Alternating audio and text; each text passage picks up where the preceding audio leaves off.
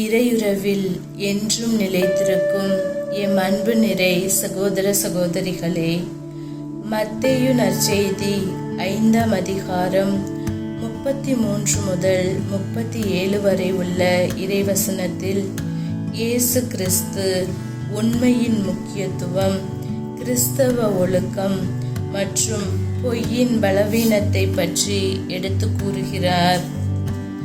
இயேசு இங்கே உண்மையின் முக்கியத்துவத்தை வலியுறுத்துகிறார்.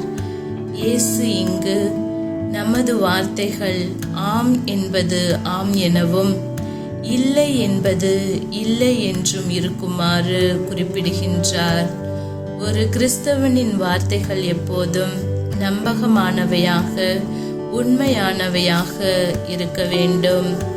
நாம் சத்தியம் செய்ய வேண்டியதில்லை, ஏனென்றால் நம் வாழ்க்கையே நம் நேர்மையை எடுத்து காட்ட வேண்டும். நாம் நம் வார்த்தைகளில் முழுமையான உண்மையுடன் இருக்க வேண்டும்.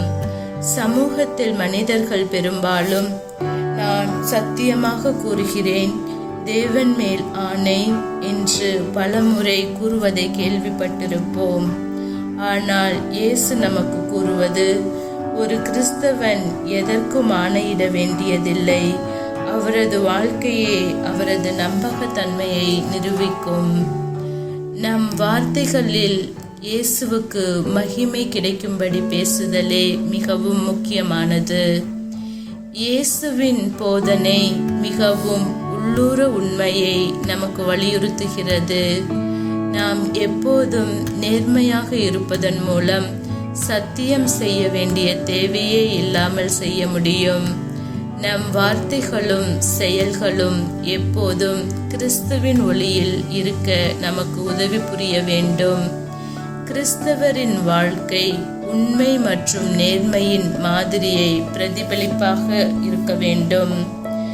இன்றைய உலகில் பொய்கள் நிறைந்து சத்தியம் என்ற வார்த்தைக்கு பொருள் இல்லாமல் போய்விட்டது. பழைய சிந்தனைகளை களைந்து சத்தியம் என்னும் வார்த்தையை நம் வாழ்வாலும் வார்த்தையாலும் பொருளுள்ளதாக்குவோம்.